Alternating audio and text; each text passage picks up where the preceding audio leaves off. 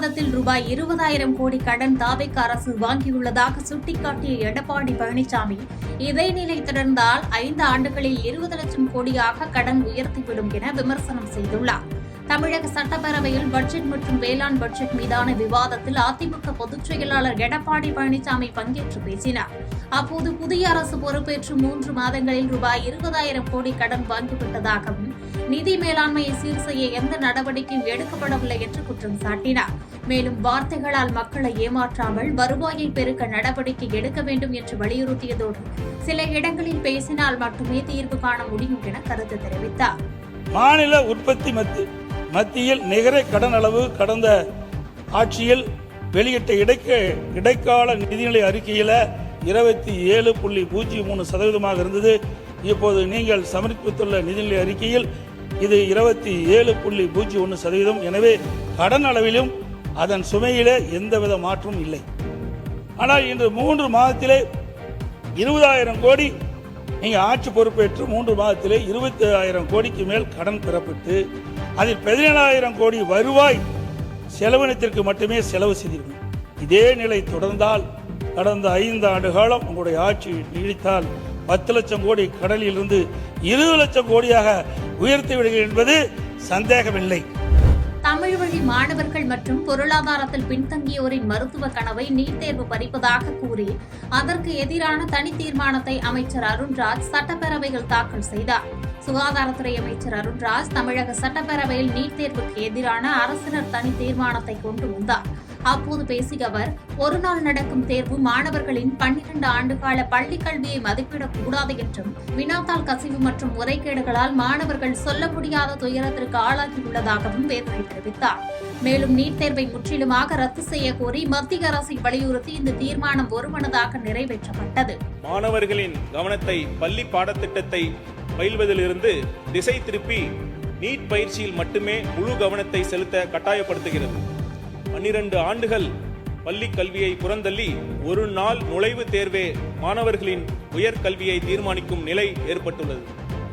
NEET தேர்விலிருந்து மாநிலத்திற்கு விலக்கு அளிக்கும் வகையில் 2021ஆம் ஆண்டு தமிழ்நாடு இளநிலை மருத்துவ படிப்புகளுக்கான சேர்க்கை சட்ட முன்வடிவை தமிழ்நாடு சட்டமன்ற பேரவை ஒருமனதாக நிறைவேற்றி இருந்தும் மேதகு குடியரசுத் தலைவர் அவர்களால் அச்சட்ட முன்வடிவிற்கு ஏற்பிசைவு நிறுத்தி வைக்கப்பட்டுள்ளது. தொடர் வினாத்தாள் கசிவுகள் மற்றும் முறைகேடுகளால் நீட் இளநிலை 2026 தேர்வு ரத்து செய்யப்பட்டு மறுதேர்வு நடத்தப்பட்ட நிலையில் லட்சக்கணக்கான மாணவர்களுக்கு சொல்லொன்னா துயரமும் இளம் மாணவர்கள் உயிரிழப்பும் ஏற்பட்டு நாடு முழுவதும் உள்ள மாணவர்களின் நம்பிக்கையை இத்தேர்வு முறை முற்றிலும் இழந்துள்ளது. எனவே இத்தேர்வு முறை அகற்றப்பட வேண்டும்.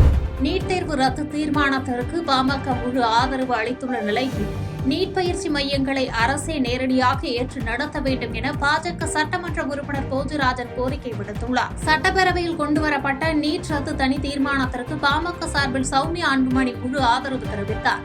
கல்வித்துறையை மீண்டும் மாநில பட்டியலுக்கு கொண்டு செல்ல வேண்டும் என்பதே தங்கள் கோரிக்கை என்று பேசினார்.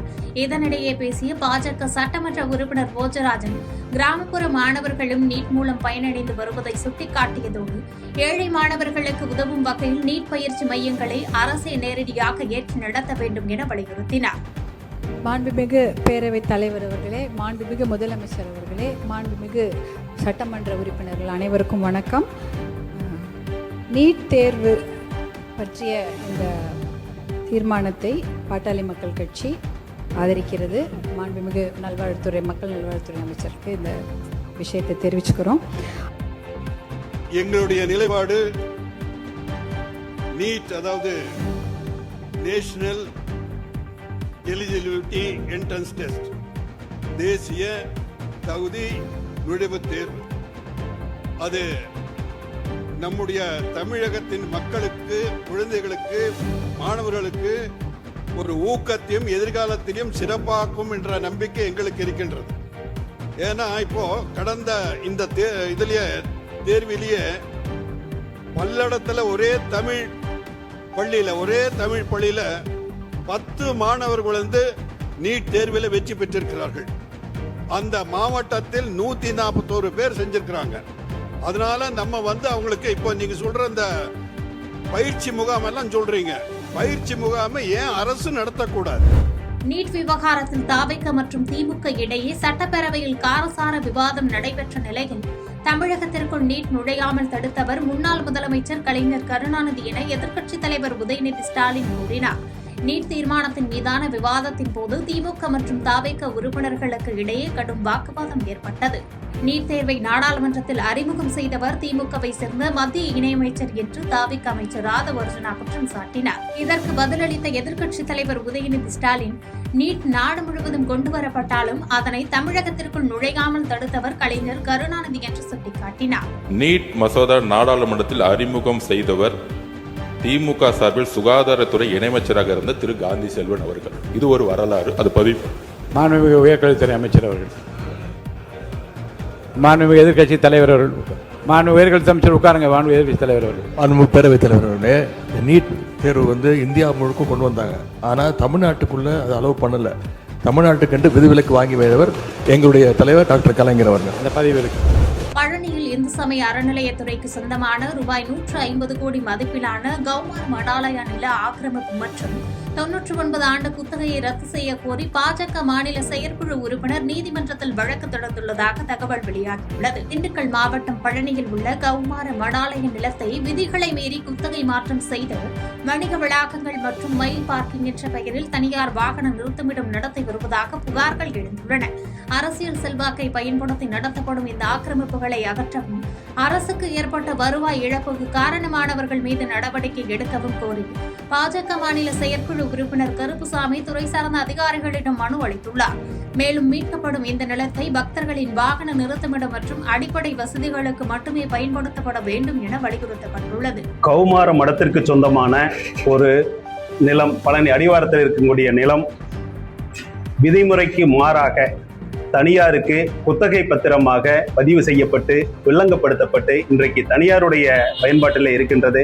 அந்த நிலத்தை மீட்டு மீண்டும் பக்தர்களுடைய பயன்பாட்டுக்காக கொண்டு வரப்பட வேண்டும் என்கின்ற நோக்கத்திற்காக நீதிமன்றத்தை அணுகியிருக்கின்றோம்.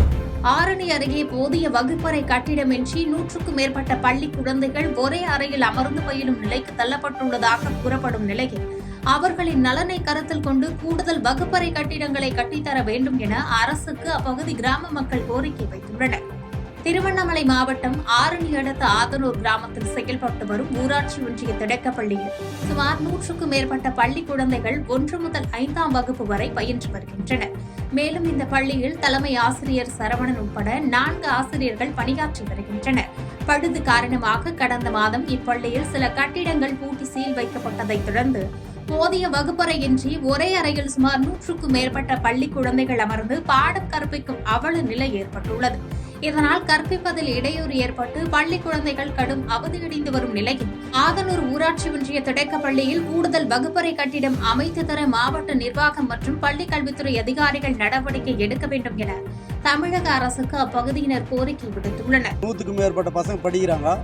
இந்த பசங்க எல்லாருக்கும் ஒரே இடத்துல உட்கார வச்சு 5 கிளாஸ் ஒன்றா உட்கார வச்சு வாத்தியாருங்க சொல்லி கொடுத்தாங்கன்னா இது எப்படி புரியும்? அதுவும் இல்லாமல் ஒரு வருஷத்துக்கு முன்னே 6 மாதத்துக்கு முன்னே இந்த பள்ளிக்கூடமெல்லாம் புனரமைப்புன்ற ஒரு பேரில் நிதி ஒதுக்கி புனரமைப்பு பண்ணிக்கிறாங்க. அது போல் பழுதாக இருக்கிற பள்ளிக்கூடத்தை புனரமைப்பு எதுக்கு பண்ணணும்? நல்லா இருக்குதுனாக்கா அதை புனரமைப்பு பண்ணலாம் கொஞ்சம்னாக்கா. ஆனால் மொத்தமே புனரமைப்புன்னு பண்ணி முடிச்சதுக்கப்புறம் இதெல்லாம் பழுதாகி போச்சுன்னு சொல்லிட்டு சீல் வைக்கிறாங்க. சீல் வைக்கிறதுனால இப்போ அந்த கவர்மெண்ட்டுக்கு அந்த புனரமைப்பு செய்த பணமும் வேஸ்ட்டு. அதுவும் இல்லாமல் எங்கள் பசங்க படிக்கிறதுக்கு இடம் இல்லாமல் எல்லா பசங்களும் ஒன்றா சிரமப்படுறாங்க. இதை அரசாங்கமோ ஊராட்சி ஒன்றியத்தில் இருக்கிற நிர்வாகமோ இதை முதல்ல சரி பண்ணி எங்களுக்கு புதுசாக கட்டிடம் கட்டி கொடுக்குறதா, இல்லை இதை புனரமைப்பு பண்ணதெல்லாம் இடிச்சு தட்டு புது கட்டிடம் கட்டி கொடுத்து எங்கள் பிள்ளைங்க படிக்கிறதுக்கு வழிவகை செய்யுமாறு இந்த அரசாங்கத்தை. செய்திகளை உடனுக்குடன் தெரிந்து கொள்ள கீழ்கண்ட கேபிள் மற்றும் டிடிஹெச் நெட்வொர்க்குகளில் எம்நாடு செய்தி தொலைக்காட்சியை காணுங்கள். பாதகம் செய்பவரை கண்டால் நாம் பயம் கொள்ளலாகாது பாப்பா. மோதி மிதித்துவிடு பாப்பா, அவர் முகத்தில் உமிழ்ந்து விடு பாப்பா. அண்மை செய்திகளை உடனுக்குடன் தெரிந்து கொள்ள இணைந்திருங்கள் எம்நாடு தொலைக்காட்சியுடன்.